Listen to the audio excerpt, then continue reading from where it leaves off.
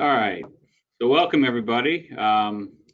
Before we get started, let me just introduce myself. My name is Trevor Hurst. I'm the Executive Vice President at Bognet and also co-chair with Kelly Katz, who is one of our panelists today.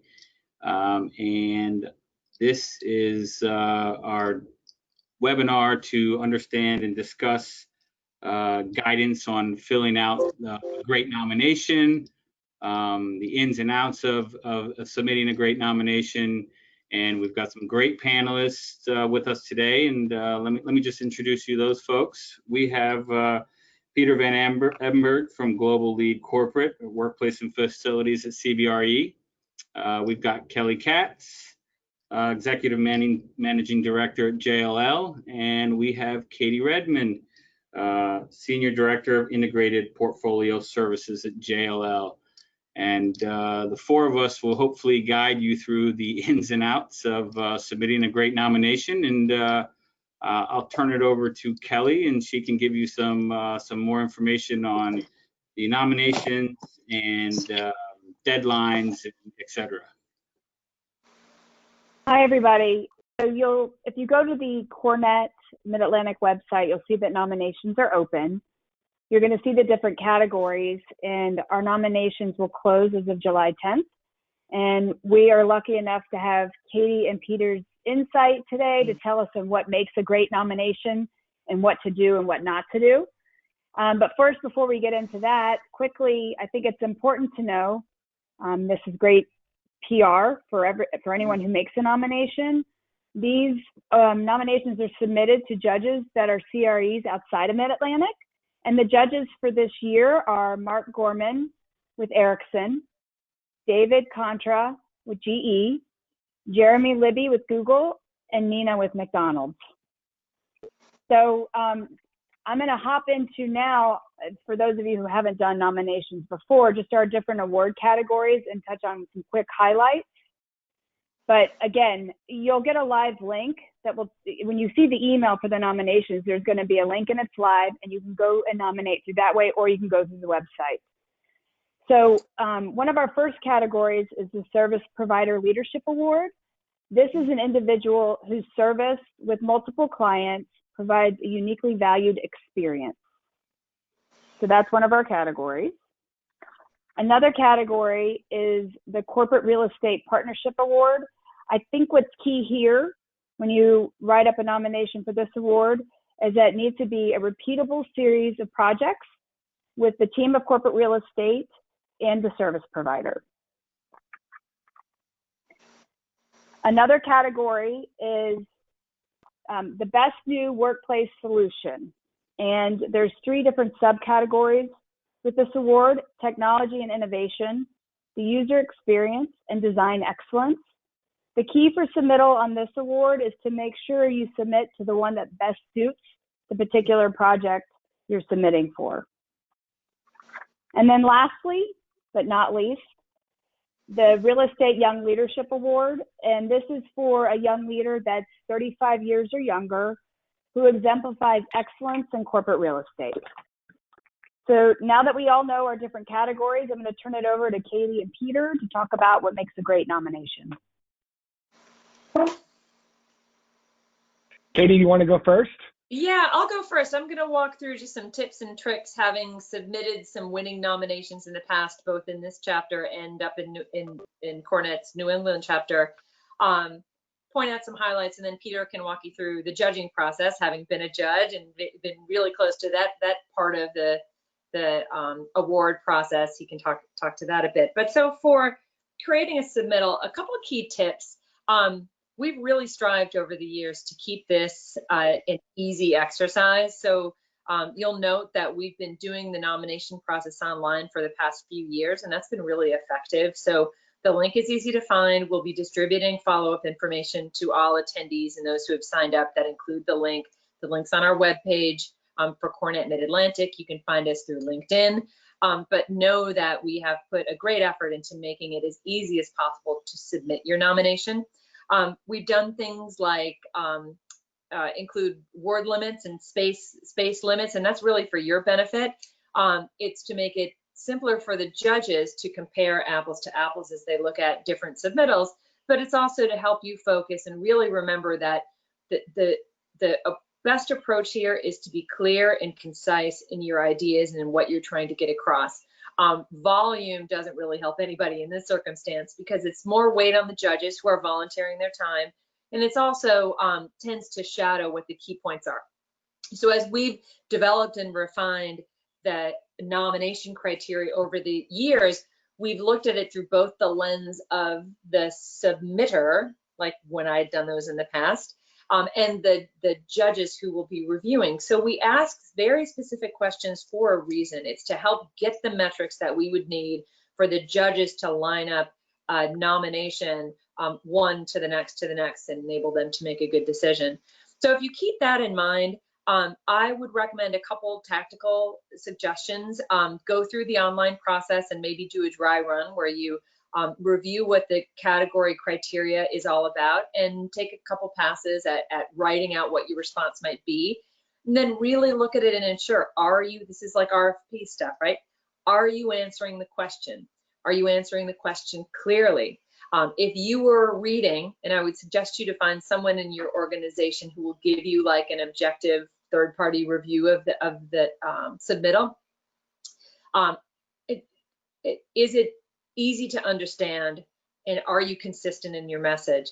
The other thing I would like to add is, again, to keep it simple and keep it tailored, we have over the years received nominations that have come through what's pretty evident, like a cut and paste maybe from another group or another award.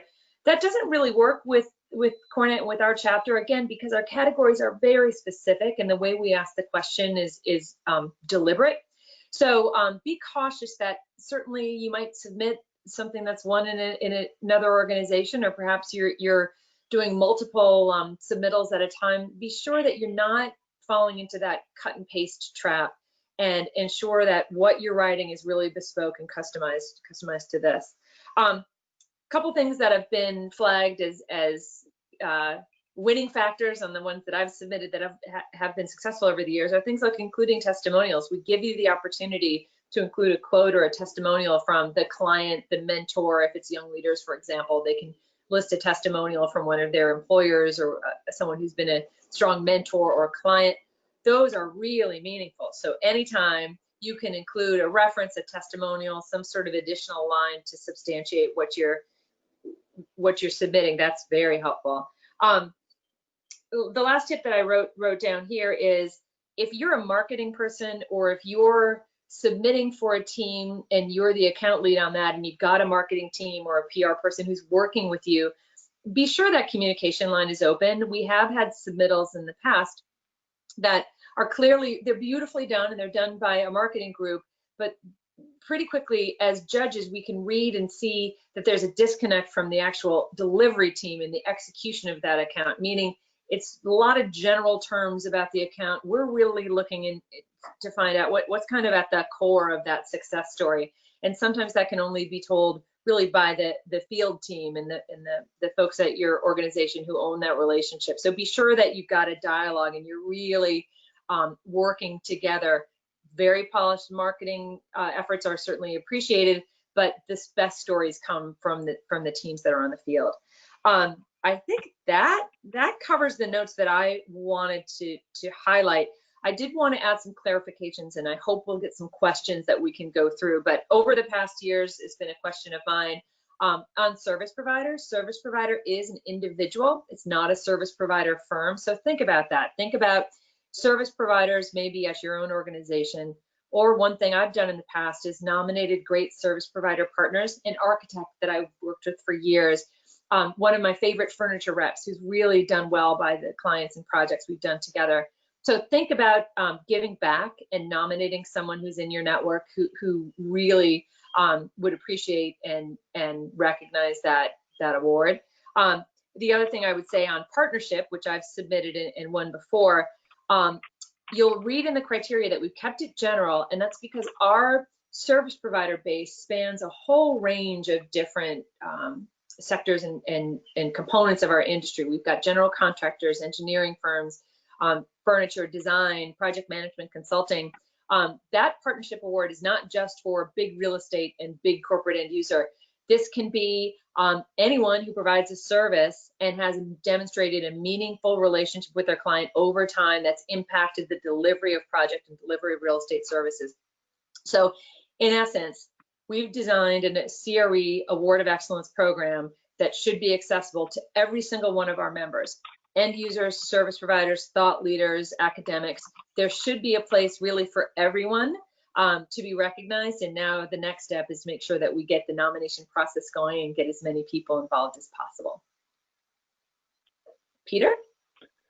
Sure, and that was great, Katie. Thanks so much. And, having really organized these judging panels the last couple of years, I can tell you, Katie has submitted some excellent submission results over the years. So if you want some helpful tips or some cheat tips, she's the one to go out to. And I don't mean cheating, but just, helpful reminder. She's really effective at writing a compelling award nomination. So what I'm going to talk a little bit about is now, having sat through and heard what our judges talk about and how they evaluate each one of the submissions, I thought I would share just some of the perspectives that I've heard over the years and certainly pass those along. So I have 5 written down. So the first one is, keep in mind that the judging panel, as Kelly mentioned earlier, these are senior executive corporate real estate end users who are not from the Washington area. Mm-hmm. So while the Southwest Waterfront may be a tremendously successful project and the wharf is there and the anthem is there and it's awesome, sometimes it may not translate as well outside the chapter, and particularly to a corporate end user of corporate real estate who is really focused on how does this real estate project or real estate partnership lead to successful business outcomes. That's why we're in this industry, and a lot of us on the phone and listening can really understand and empathize their perspective and where they're coming at when they're reading your entry. Second is, cannot stress this enough, as Katie really detailed and mentioned, you have to answer every single question. And as you're answering, think about how is this answer really detailing and showcasing actionable results, ones that lead to successful business outcomes. And it could be in cost savings, it could be in productivity gains, it could be in new business revenue, but just some sort of quantitative metric that shows, okay, that's a big deal. I can understand the business outcome of that, to someone who is not at all familiar with your project. Third one is, each one of the categories is so specific, and think about, the judges are evaluating your submission and scoring it on each one of those questions and criteria. So as Katie mentioned, be very, very deliberate in how you're answering and directly attributing to the criteria of the word category, because that is exactly how you're scoring points. I can't tell you the number of times that we have reviewed entries that have come in, and they were great entries, and we know that service provider is just a rock star in the industry and a rock star locally, but it did not address anything about the award criteria. So when it came to scoring, they were like, well, I want to say this person's a rock star, but that's not one of the criteria. So that is just so helpful and important. The fourth item, and Katie mentioned this too, testimonials are great. Love seeing that. Oh, wow. So not only does this person sound like a rock star, other people are saying that this person's a rock star, and that's great. I think for the Workplace Design Awards, there's 3 of them. So often the judges come back and say, this sounds great, and the pictures are helpful, but can you please provide some floor plans or test fits? So one recommendation I'd have about that is just go ahead for one of the 5 pictures that I think you're allowed to submit. Make one of them a floor plan. Very helpful to get one step ahead.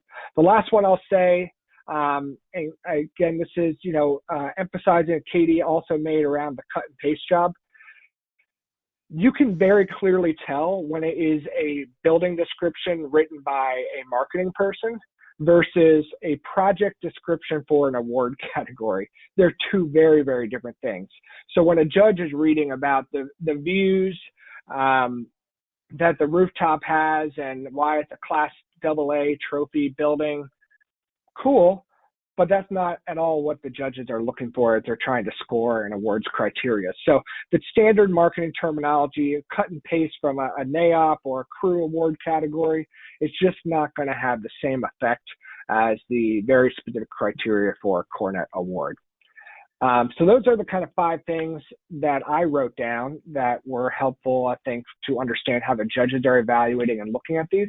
The last thing I'll mention is, look, we're all working from home right now, and it's got to be really hard to be on the business development side in this industry.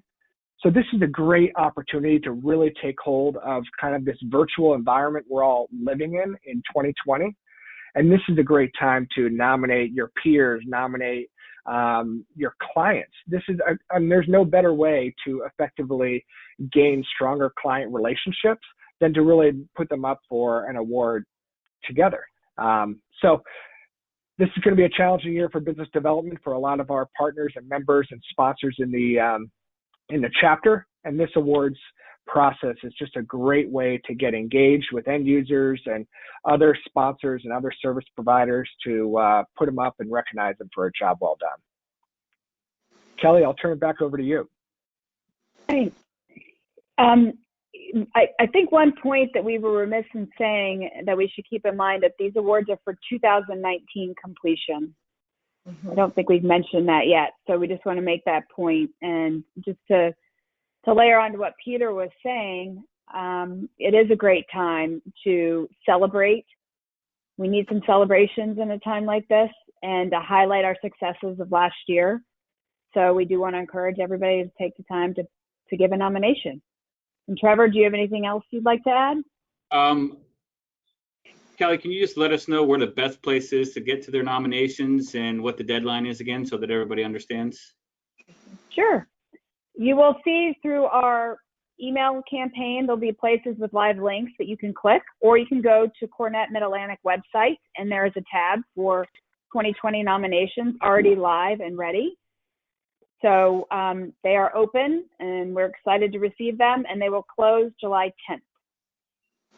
Great, thank you. That's very helpful. I'm sure our listeners can dig into that right away since nominations are open. We're expecting to have a great turnout, and we're looking forward to seeing some great nominations. And Katie, Peter, anything else to add? Otherwise, I do thank you for your time.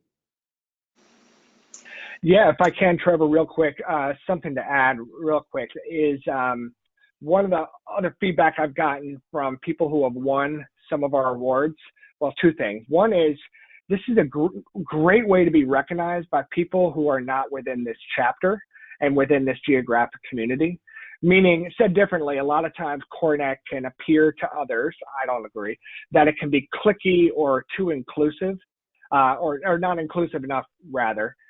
And so to be recognized by this panel of judges from GE, Google, McDonald's, and Ericsson, who are not from the area, is just a great testament to, just tremendous value and contribution. So it's just another great validation of how much these awards mean.